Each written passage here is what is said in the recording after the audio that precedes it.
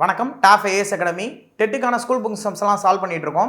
இன்னைக்கு algebra part 2 நேற்று பார்த்த மாதிரி இன்னைக்கு அதோட கண்டினியூஷன் பார்க்கலாம். ஸோ இங்கே கொடுத்துருக்கிற கொஸ்டின் என்னன்னு கேட்டிங்கன்னா, ஒரு முழு எண்ணின் 3 மடங்குடன் 9 கூட்ட 45 கிடைக்கிறது எனில் அந்த எண்ணை காண்க. 9 added to thrice a whole number. Whole number அப்படின்னா உங்களுக்கு தெரியும்னு நினைக்கிறேன். ஹோல் நம்பர் அப்படிங்கிறது 0லேருந்து ஸ்டார்ட் ஆகுது அப்படிங்கிற மாதிரி மீனிங். இங்கே நமக்கு அதெல்லாம் தேவையில்லை, நீங்கள் சும்மா தெரிஞ்சு வச்சுக்கோங்க. 0லேருந்து ஸ்டார்ட் ஆனால் அதுக்கு பேர் ஹோல் நம்பர். ஒரு முழு எண்ணின் 3 மடங்குடன் 9 கூட்ட 45 கிடைக்கிறது எனில் அந்த எண்ணை காண்க அப்படிங்கிறது கேட்டிருக்காங்க. ஸோ இப்போ நம்ம என்ன பண்ண போகிறோம் அப்படின்னா, அந்த எண்ணெய் என்னன்னு தெரியாதனால நம்ம அதை என்னன்னு வச்சுக்க போகிறோம், எக்ஸ்ன்னு வச்சுக்க போகிறோம். அந்த முழு எண்ணுடன் அந்த முழு எண்ணின் 3 மடங்கு, 3 மடங்குனா 3ஆல் பெருக்கணும். 3ஆல் பெருக்கும் போது வர ஆன்சரை 9 ஆட் பண்ணால் என்ன கிடைக்குதான், 45. ஸோ மறுபடியும் ஒரு வாட்டி கொஸ்டினையே படிக்கலாம், கவனிங்க. ஒரு முழு எண் என்னன்னு தெரியல, நான் முழு எண்ணை தான் நான் என்னன்னு எடுத்திருக்கேன். முழு எண்ணா ஹோல் நம்பர்னு சொல்லுவாங்க இங்கிலீஷில். நான் முழு எண் என்னன்னு தெரியாததுனால எக்ஸ்ன்னு எடுத்துக்கிறேன். இந்த முழு எண்ணோட 3 மடங்கு, முழு எண்ணின் 3 மடங்கோடு 9 கூட்டினால் கிடைப்பது 45. அப்படின்னா அந்த எண் என்னன்னு கேட்குறாங்க. சாதாரண சிம்பிளிஃபிகேஷன். ப்ளஸ் 9 அங்கே போனால் மைனஸ், இந்த ப்ளஸ் அங்கே போனால் மைனஸ். 45ல் 9 போச்சுன்னா 36. எக்ஸோட வேல்யூ தானே கேட்குறாங்க. பாருங்க, 3ஆல் டிவைட் பண்ணிடுறோம். 1 3 is 3. இதில் 1 3 is 3. இங்கே எத்தனை 3 இருக்குது, 2 3s are 6. எக்ஸோட வேல்யூ 12. அப்போ ஆன்சர் ஆப்ஷன் ஏ, 12 தான் இதோட ஆன்சர். அடுத்த கொஸ்டின். ஒரு மட்டைப்பந்து அணி கிரிக்கெட் டீம் கலந்து கொண்ட போட்டிகளில் தோற்றதை விட 2 மடங்கு இரு ஆட்டங்களில் அதிகமாக, அதாவது அவங்க தோக்கிறத விட 2 ஆட்டங்கள்ல அதிகமாக வென்றார்கள், அதாவது வின் ஆயிருக்காங்க. வெற்றிக்கு 5 புள்ளிகளும் தோல்விக்கு -3 புள்ளிகளும் வழங்கப்படுகின்றன எனில் அந்த அணி மொத்தத்தில் 50 புள்ளிகள் பெற்றிருந்தால். இந்த புள்ளிகள்லாம் ரொம்ப முக்கியம். வெற்றிக்கு 5 பாயிண்ட் தராங்க, தோல்விக்கு 3 பாயிண்ட்டை மைனஸ் பண்ணிடுறாங்க. மொத்தமாக அந்த டீம் எத்தனை புள்ளி பெற்றிருக்கு அப்படின்னா 50 புள்ளிகள் பெற்றிருந்தால் அந்த அணி கலந்து கொண்ட ஆட்டங்களின் எண்ணிக்கை, எத்தனை போட்டியில் கலந்துக்குச்சு அப்படிங்கிறது தான் கேள்வி. ஸோ இதையும் பார்த்தீங்கன்னா நம்ம கொஞ்சம் டிஃப்ரெண்ட்டாக அப்ரோச் பண்ணுவோம். நல்லா கவனிங்களேன். இப்போ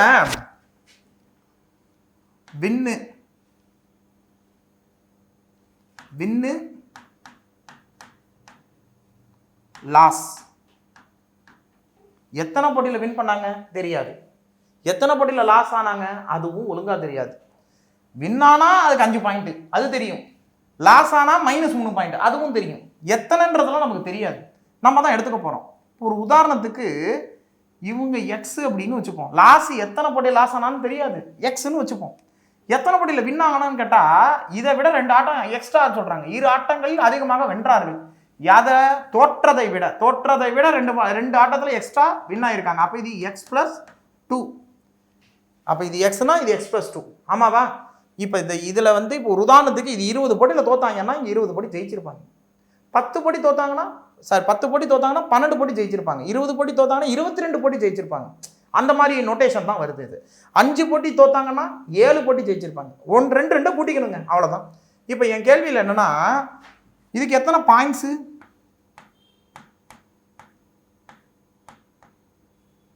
5 ப்ளஸ்ன்னு போட்டுக்கிறேன். ஏன்னா அங்கே மைனஸ் பண்ணுறாங்கல்ல, இங்கே மைனஸ்.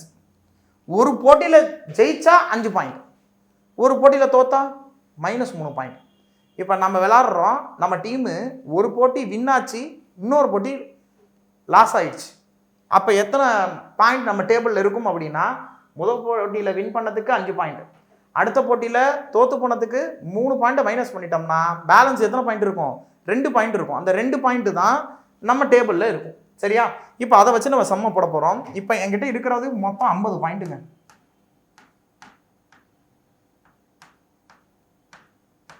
ஒரே ஒரு டேட்டா எக்ஸ்ட்ரா கொடுத்துருக்காங்க. என்ன டேட்டா கொடுத்துருக்காங்க, 2 போட்டி அதிகமாக வின் பண்ணியிருக்காங்க. அப்போ அந்த 2 போட்டிக்கு எவ்வளோ, 2 வான் அப்படின்னா எத்தனை பாயிண்ட்ஸ் கிடச்சிருக்கும், அதுக்கு 10 பாயிண்ட் கிடச்சிருக்கும்.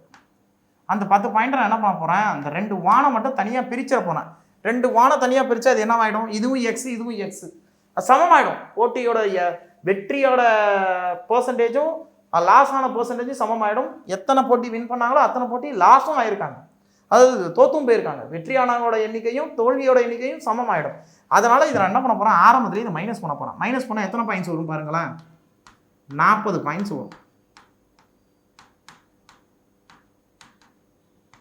இந்த 40 பாயிண்ட்ஸ் வச்சு கணக்கு எப்படி போட போகிறோன்னு கவனிங்க.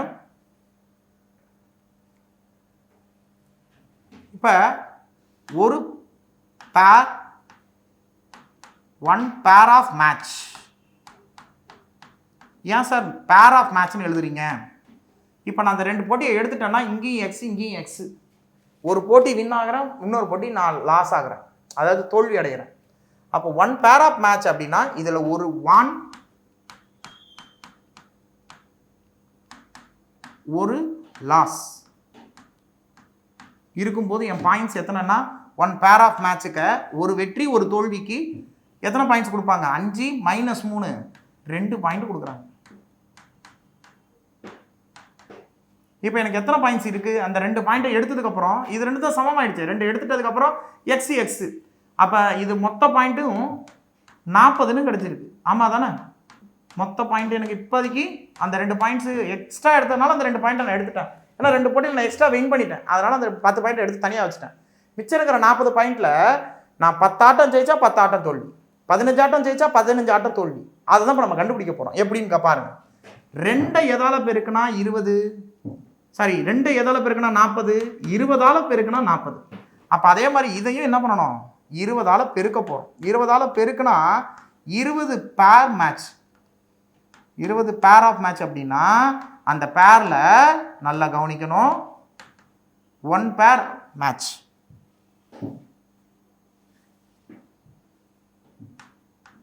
இருபது பேர் ஆஃப் மேட்ச்சில் 20 பேர் அப்படின்னா இங்கே 20 இங்கே 20 கொடுக்கணும். 20 வான்,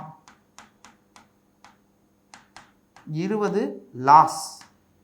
சும்மா நம்ம ட்ரை பண்ணி பார்ப்போம். 20 போட்டி வின் ஆனால் எனக்கு எத்தனை பாயிண்ட்டு? 5 பாயிண்ட் ஒரு போட்டிக்கு. 20 போட்டிக்கு 100. 20 பாயிண்ட் லாஸ் ஆச்சுன்னா ஒரு பாயிண்ட்டுக்கு, ஒரு மேட்சுக்கு 3 பாயிண்ட் எடுத்துருவாங்க. 20 போட்டிக்கு 60 பாயிண்ட் எடுத்துருவாங்க. அப்போ 100ல் 60 போச்சுன்னா 40 வருது. பார்த்தீங்களா? இப்போ இது ஒரு 20 + 20, இது கரெக்டாக இருக்குது.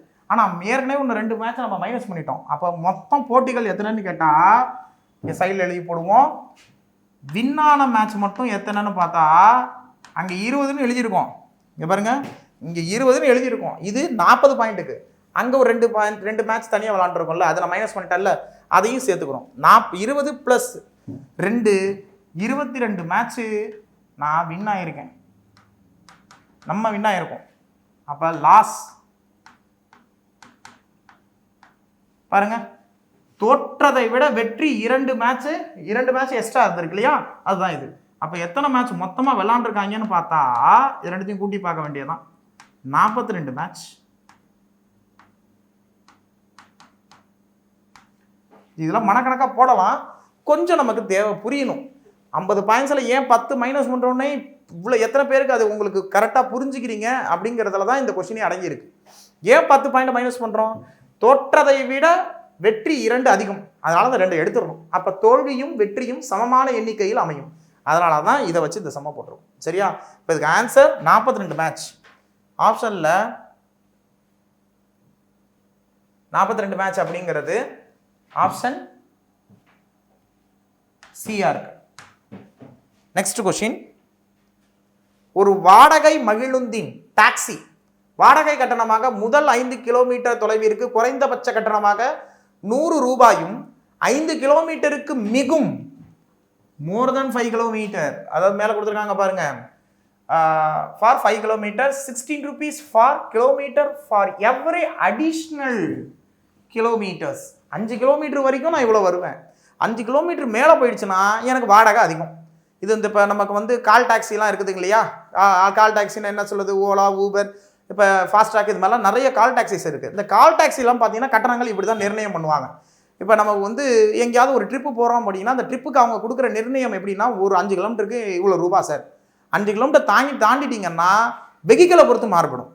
நீங்கள் எடுக்கிற ரெண்டல் வெஹிக்கிளை பொறுத்து மாறுபடும். இப்போ நார்மலாக சின்னதாக மினி கார் ஏதாவது எடுத்துக்கிறீங்கன்னா அந்த வெர்ஷனுக்கு தனி காஸ்ட். இப்போ அதை விட பெரிய கார் எடுத்துக்கிட்டிங்கன்னா அதுக்கு தனியாக காஸ்ட். அந்த மாதிரி தான் இந்த கணக்குமே கொடுத்துருக்காங்க. இது இல்லாமல் லைஃப் ஸ்டைலுக்கு ஓரியன்டான சம் இது. ஸோ இந்த சம்முக்கு எப்படி ஆன்சர் போட போகிறோன்னு கவனிங்க. கொஷினை நல்லா படிச்சிருவோம். படித்ததுக்கப்புறம் ஆன்சர் போட ட்ரை பண்ணுவோம். வாடகை மகிழுந்தின் டாக்ஸி வாடகை கட்டணமாக முதல் 5 கிலோமீட்டர் தொலைவிற்கு குறைந்தபட்ச கட்டணமாக 100 ரூபாயும் 5 கிலோமீட்டருக்கு மிகவும் தொலைவிற்கு கிலோமீட்டருக்கு 16 ரூபாயும் நிர்ணயம் செய்யப்படுகிறது எனில் ஒருவர் தனது பயணத்திற்காக வழங்கிய மொத்த தொகை, அவர் அந்த ட்ரிப்புக்காக அவர் கொடுத்துருக்கிற மொத்த டோட்டல் பைசா எவ்வளோன்னு கேட்டிங்கன்னா 740 ரூபா கொடுத்துருக்காரு. அவர் பயணித்த தொலைவை காண்க அப்படின்னு கேட்டிருக்காங்க. இப்போ எவ்வளோ ரூபா கொடுத்துருக்காரு? 740 ரூபா கொடுத்துருக்காரு. நான் இதுலேருந்து என்ன பண்ண போகிறேன், இந்த முதல்ல ஒரு 100 ரூபா வந்து எப்படின்னா கால்குலேஷனே கிடையாது. நீங்கள் 5 கிலோமீட்டர் போனாலும் 100 ரூபா கொடுக்கணும், 4 கிலோமீட்டர் போனாலும் 100 ரூபா கொடுக்கணும். அது கம்மியெல்லாம் வாங்கிக்க மாட்டாங்க. 5 கிலோமீட்டர் வரைக்கும் 100 ரூபா அப்படிங்கிற மாதிரி கணக்கு. இப்போ கண்டிப்பாக 740 ரூபா அவர் செலவு பண்ணியிருக்காருன்னா 5 கிலோமீட்டர் தாண்டி தானே வண்டியை ஓட்டியிருப்பாரு. அதில் எந்த சந்தேகமும் கிடையாது. ஆப்ஷனும் 5 கிலோமீட்டர் தாண்டி தான் கொடுத்துருக்காங்க. இதில் 100 ரூபாயை நான் ஃபஸ்ட்டு மைனஸ் பண்ணிடுறேன். இந்த 100 ரூபாயை மைனஸ் பண்ணிட்டா பேலன்ஸ் எவ்வளோ இருக்கும்? 640 ரூபா இருக்குங்க. இப்போ வாங்க கதைக்கு. இப்போ அடிஷ்னல் கிலோமீட்டர்ஸ் அதுதான் இப்போ நம்ம கணக்கில் எடுத்துக்க போகிறோம். இது எவ்வளோ? 5 கிலோமீட்டர். இது நம்ம நெக்லெக்ட் பண்ணியாச்சு. 5 கிலோமீட்டர் கண்டிப்பாக போயிருக்காது, தெரிஞ்சு போச்சு. அடிஷ்னல் கிலோமீட்டர்ஸ் தான் எவ்வளோன்னு கண்டுபிடிக்க போகிறோம். அடிஷ்னல் கிலோமீட்டர் 1 கிலோமீட்டருக்கு எவ்வளோ ரூபாவா? 16 ரூபாயாம். எவ்வளோ ரூபா இருக்குது இங்கே? 640 ரூபா இருக்குது. 1 கிலோமீட்டருக்கு 16 ரூபானா 640 ரூபா எத்தனை கிலோமீட்டர் போயிருப்பாருன்னு கேட்குறாங்க. அப்படியே சைடில் போட்டுடலாம். 640/16 ஓர் 16 16 16 நாள் 64 ஒரு 0 16 நாள் 64 ஒரு 0. ஸோ 40 கிலோமீட்டர் அடிஷ்னல் கிலோமீட்டர் போயிருக்காரு. 40 கிலோமீட்டர் எக்ஸ்ட்ரா போனதுனால 640 ரூபா இதுக்கு எக்ஸ்ட்ரா வாங்கிக்கிறாரு. 640 ரூபா 40 கிலோமீட்டருக்கு. மொதல் 5 கிலோமீட்டருக்கு 100 ரூபா. அப்போ ரெண்டுத்தையும் சேர்த்துக்குங்க. 5 கிலோமீட்டருக்கு ஒரு 100 ரூபா போட்டார்ல, இதுக்கான பில்லு தான் அவங்க 740 ரூபா கொடுத்துருக்காங்க. அப்போ இது எவ்வளோ கிலோமீட்டர் வருது? 45 கிலோமீட்டர். அப்போ 45 கிலோமீட்டருங்கிறது ஆப்ஷன் 7 இருக்குது. இதுதான் இதுக்கான ஆன்சர். ஸோ கொஷினை கூட ஒழுங்காக ரீட் பண்ணிக்கிட்டு இதுக்கான ஆன்சரை நீங்களும் கூட போட்டு பாருங்கள். 45 கிலோமீட்டர் நம்ம போட்டிருக்கிற மெத்தடை ஓரளவுக்கு ஃபைனஸ்ட்டாக இருக்கும், ரொம்ப ஈஸியாகவும் இருக்கும். அடுத்த கொஷின், ஒரு முக்கோணத்தின் சுற்றளவு கேட்டிருக்காங்க. ஒரு எக்ஸ்பிரஷன் கொடுத்துருக்காங்க, ஒரு 3 எக்ஸ்பிரஷன் கொடுத்துருக்காங்க. x + 3y 2x + y x - y ஆகியவற்றை பக்கங்களாக கொண்ட முக்கோணத்தின் சுற்றளவு காண்க. முக்கோணத்தோட சுற்றளவு சேஃபர் எங்கே வேணால் எடுத்து போடலாம். நான் சும்மா எடுத்து இதுவாக எழுதுகிறேன், ரேண்டமாக எழுதுருவோம். சார் இங்கே தான் 3x + 3y போடணும்னு அவசியம் கிடையாது, எங்கே வேணால் போடலாம். நம்ம ரேண்டமாக எழுதிக்கிறோம். ஏன்னா அவன் இந்த குறிப்பிட்ட இடம்னு கொடுக்கவே இல்லை, அதனால் நம்ம ரேண்டமாக எடுத்துக்கலாம். முக்கோணத்தோட 3 பக்கங்கள் இப்படி கொடுத்துருக்காங்க. இதை கொடுத்துட்டு சுற்றளவு கேட்குறாங்க. சுற்றளவு அப்படின்னா முக்கோணத்தை 3 பக்கத்தையும் சுற்றி வர அளவு தான் பாருங்க. இங்கேருந்து இது ஃபாலோ ஆகி இப்படி வர்றது தான் சுற்றளவு. அப்போ 3த்தையும் என்ன பண்ணணும்? கூட்ட போகிறோம், அவ்வளோதான். முக்கோணத்தின் சுற்றளவு பெரிமீட்டர் ஆஃப் எ ட்ரையாங்கிள்.